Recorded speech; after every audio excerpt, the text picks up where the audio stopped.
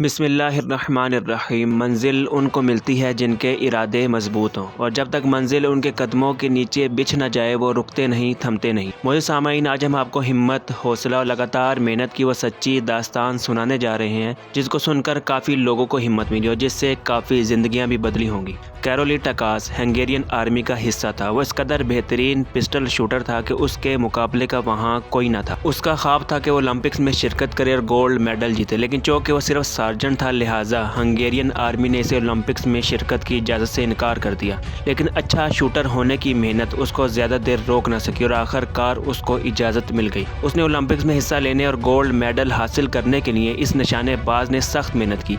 ये अपनी उम्मीदों और ख्वाबों को बहुत जल्द पूरा करना चाहता था, लेकिन बदकिस्मती से एक हादसा पेश आया। 1938 में फौजी मशकों के दौरान एक दस्ती बम फेंकने से पहले उसके हाथ में ही फट गया। उस धमाके ने उसकी जान तो न ली, लेकिन उसका बेस्ट शूटिंग हैंड ज़ाया हो गया। इस धमाके ने न सिर्फ उसका हाथ जख्मी किया बल्कि उसकी उम्मीदों और ख्वाबों को भी उड़ा दिया। कैरोली टकास एक महीना अस्पताल में रहा, जहाँ एक हाथ खोने की सोच ने उसके अंदर तबाही मचा दी और इसके अलावा 1940 में होने वाले ओलंपिक्स में गोल्ड मेडल जीतने का ख्वाब भी छीन लिया। अस्पताल से रुखसत होने के एक महीने बाद उसने काफ़ी वक्त तन्हा गुजारा और लोगों से मिलना जुलना बहुत कम कर दिया। 1939 में मौसम बहार में हंगेरियन नेशनल पिस्टल चैंपियनशिप हुई। जब दूसरे निशानाबाजों ने कैरोली टकास को देखा तो उन्होंने उसका बेस्ट शूटिंग हैंड ज़ाया होने पर अफसोस किया और उसको तसल्ली दी कि वो अपना गम दूर करने के लिए ये चैंपियनशिप देखने के लिए आया है। कैरोली टकास के लब हिले और वह बोला, मैं यहाँ मुकाबले देखने की नीयत से नहीं आया, बल्कि मैं इस मुकाबले में शिरकत के लिए आया हूँ और तुम सब मुकाबले के लिए तैयार रहो। वहाँ बैठा तकरीबन हर शख्स हैरत ज़दा था।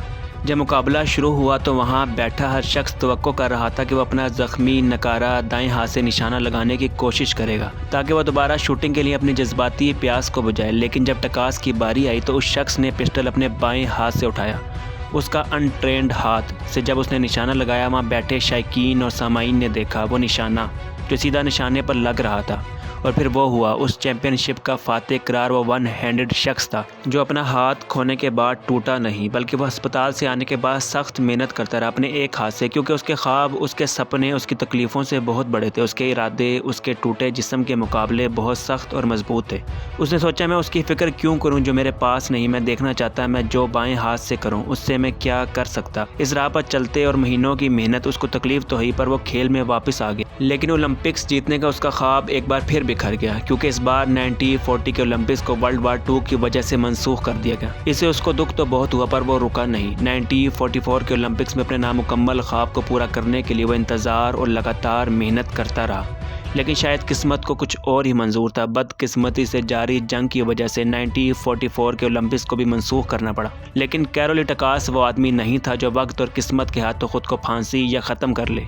उसने अपना ख्वाब पूरा करने की उम्मीद में मज़ीद 4 साल और इंतज़ार किया। वक्त के साथ साथ उसकी उम्र भी बढ़ती जा रही थी। 1948 के ओलंपिक्स में उसकी उम्र 38 साल हो जानी थी और उभरते नए नौजवान निशानाबाज उस एक हाथ के आदमी के मुकाबले में चाको चौबंद, ज़हीन और अच्छे ट्रेंड थे। 1948 के ओलंपिक्स में 38 साल के इस शख्स को जीतने के लिए पसंदीदा नहीं समझा जाता था। 1948 के ओलंपिक्स इवेंट से पहले बरतरी हासिल करने वाले आलमी चैंपियन ने टकास से पूछा कि वो यहाँ क्या कर रहा है। वो बोला, मैं यहाँ सीखने आया हूँ। और फिर वो हुआ। हेल्थ के साथ न सिर्फ टकास ने गोल्ड मेडल हासिल किया बल्कि तेज़ रफ्तार पिस्टल मुकाबले में आलमी रिकॉर्ड भी कायम किया। उसकी अजमत का लम्हा आ चुका था। उसके सालों का इंतज़ार बिलाखिर ख़त्म हुआ जब उसने आखिरकार पोडियम पर कदम रखा।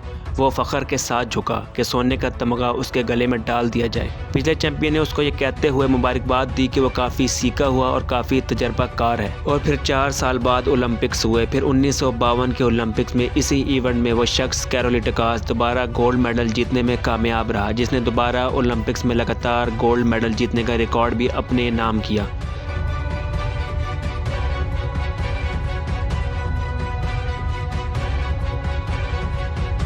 इस धात के टुकड़े के लिए इसके करीब तर कोशिशों ने इसे बैनुल-अक़वामी ओलंपिक कमेटी के ओलंपिक्स हीरोज़ की फहरिस्त में जगह फराहम की। एक हाथ से लड़ने वाला शख्स मुसीबतों, हालात और देर तक रहने वाली परेशानियों के आगे रुका नहीं। कैरोली टकास ने अपने करियर का इख्तिताम बतौर लेजेंड इख्तिताम पजीर किया, वो शख्स जिसने कभी हार नहीं मानी। मोदी सामीन, अपनी राय से हमें कॉमेंट सेक्शन में ज़रूर आगाह करें और चैनल को सब्सक्राइब और बेल आइकॉन को प्रेस करना मत भूलें। शुक्रिया।